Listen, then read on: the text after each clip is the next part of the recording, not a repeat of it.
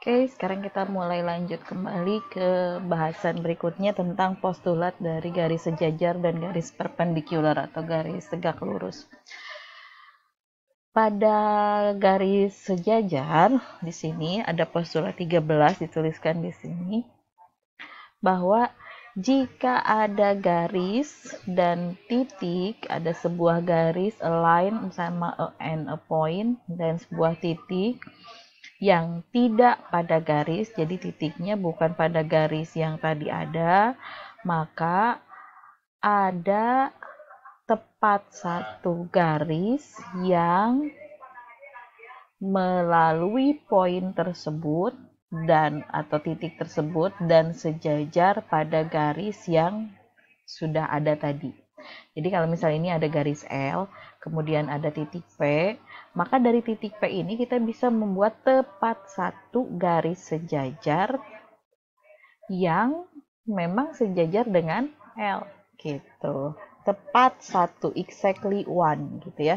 Jadi melalui satu titik di luar sebuah garis kita bisa membuat tepat satu garis sejajar dan L yang melalui titik P.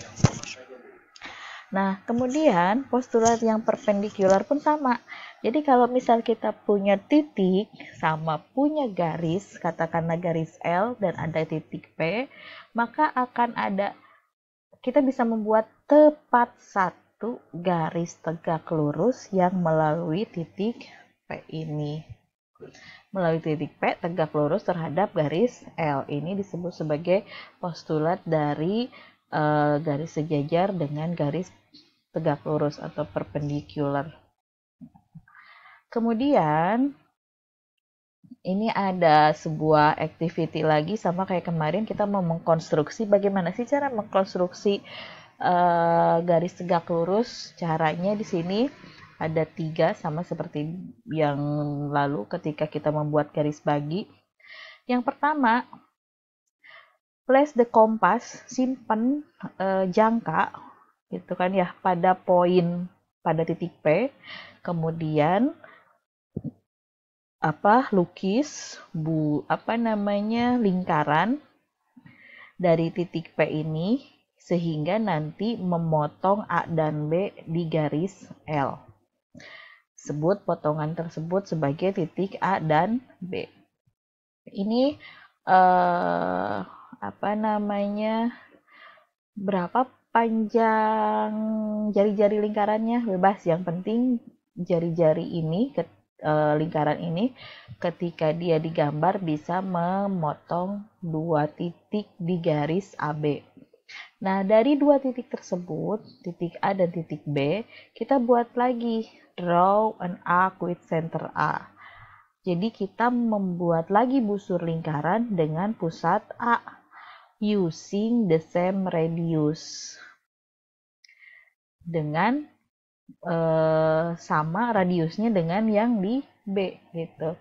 Jadi jari-jari lingkaran yang kita gambar dengan pusat A itu harus sama dengan jari-jari lingkaran dengan pusat B. Jari-jarinya boleh berapa saja, tetapi yang jelas mereka harus saling berpotongan. Artinya apa harus saling berpotongan? Nggak boleh kurang dari yang setengah AB ini jari-jarinya. Harus lebih dari, kalau kurang dari nanti dia lingkarannya nggak berpotongan. Nah, kalau sudah gitu, gunakan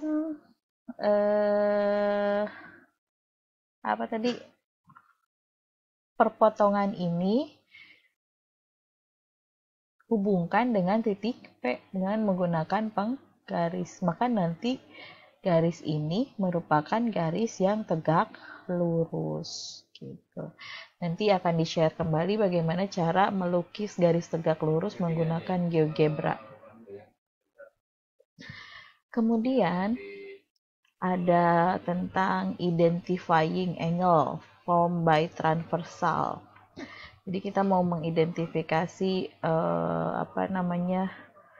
sudut.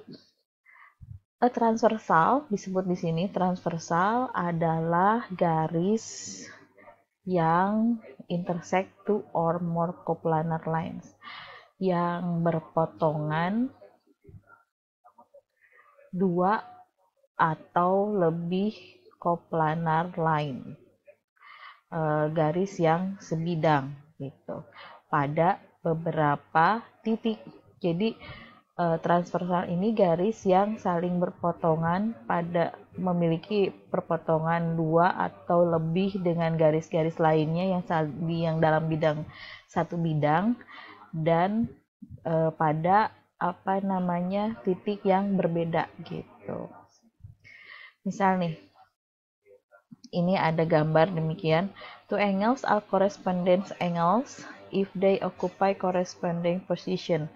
Jadi kita bisa katakan ada dua sudut yang saling berkorespondensi jika memang mereka ada pada posisi yang saling berkorespondensi. Katakanlah 1 dengan 5. Dia adalah corresponding angles. Gitu. Kemudian ada two angles are alternate exterior angles. Kalau misalkan mereka ada pada outside, jadi ada di luar dua garis yang saling sisinya itu saling berlawanan, the transversal gitu. Contoh nih, 1 dengan 8 ini adalah alternate exterior angles. Jadi sudut luar sudut bertolak belakang, sudut luar gitu. Kemudian ada juga sudut dalam, sudut luar berseberangan ya ini. Sudut kita ininya biasanya mengistilahkannya ini sudut luar berseberangan. Kalau ini sudut sehadap yang corresponding. Tapi itu kalau di garis sejajar. Ini bukan garis sejajar. Jadi ini garis-garisnya adalah garis-garis yang transversal. Mereka dalam satu bidang, mereka saling berpotongan pada titik yang berbeda. Titik yang berbeda itu titik ini dengan titik ini. Sehingga nanti terbentuk beberapa sudut. 1 dan 5 kalau posisinya seperti ini disebut sebagai corresponding, sudut korespondensi. Kalau yang demikian ini disebut sudut alternate luar, sudut alternatif luar. Kalau yang 36 ini disebut sebagai sudut alternatif dalam. Gitu. Jadi kalau 18 luar, kalau 36 dia berseberangan tapi di dalam. Kemudian ada 35. 35 ini disebutnya sebagai sudut konsekutif dalam. Gitu. Kemudian konsekutif interior angle asam disebut juga. Jadi sudut konsekutif dalam ini bisa juga disebut same side interior angles. Jadi sudut pada sisi yang sama, sudut dalam di sisi yang sama. Nah, kita lihat di sini mana yang merupakan corresponding, mana yang merupakan alternate exterior, mana yang merupakan alternate interior, alternatif dalam, alternatif luar, sama konsekutif dalam. Corresponding itu saling sehadap, mirip-mirip saling sehadap. Berarti ini 15, terus yang ini 26, 37, 48. Ini juga menghadap sisi yang sama ya, menghadap 26 dia sama-sama menghadap ke sebelah atas. 15 dia juga sama-sama menghadap ke sebelah kiri, ke sebelah bawah gitu. Jadi kalau misal nanti di garis sejajar corresponding ini nantinya jadi sudut sehadap gitu. Alternate interior ini jadi sudut berseberangan dalam. Tapi kalau misal di garis transversal demikian, ini disebut sebagai dalam alternatif. Berseberangan luar, ini luar alternatif. Terus kalau satu lagi yang konsekutif interior, itu tadi yang same side ini, sudut yang saling jumlahnya 180 itu kalau misal di berpelurus itu sudut dalam satu sisi yang sama, itu interior eksekutif. Nah, kita lanjutkan. Ini sudah mulai ke latihan lagi. Kita coba vocabulary check sama konsep check. Draw two lines and a transversal. Jadi kita disuruh buat 2 garis, terus satu garis yang memang memotong 2 garis tersebut. Kemudian kita disuruh mengidentifikasi mana yang merupakan sudut alternate dalam atau sudut interior dalam. Tadi sudut interior dalam itu nanti kalau misal di garisnya sejajar bukan garis transversal itu disebut sebagai sudut berseberangan dalam. Transversal tuh ini ya yang T-nya ini. Jadi ada 2 garis, 2 garisnya belum tentu juga dia sejajar. Terus ada 1 garis yang memotong 2 garis tersebut pada titik yang berbeda. Maka garis ini disebut sebagai garis transversal. Dari garis transversal ini kita bisa memperoleh tadi corresponding angles, alternate exterior angles, alternate interior angles, sama consecutive interior angles. Jadi sudutnya ada 4 macam tadi. Kita coba lihat. Ini skew, ini match the photo. Mana yang skew, mana yang paralel, mana yang intersection. Kita lihat.